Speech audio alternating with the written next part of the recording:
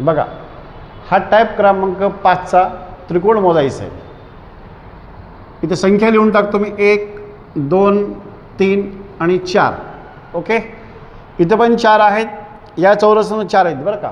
Okay, 4 गुणले 2 म्हणजे आहे, इथं निघतात 8 त्रिकोण झालं. इथं पण 4 गुणले 2 म्हणजे किती निघतात 8 त्रिकोण.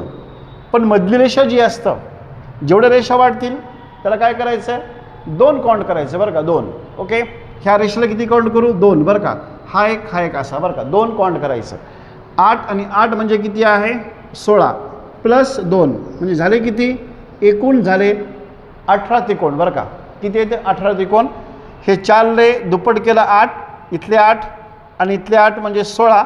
हा मधली रेषा जी आहे ती काउंट केलेली आहे, त्याला 2 काउंट करायचं. ठीक आहे, 16 आणि 2 म्हणजे 18 त्रिकोण निघतात.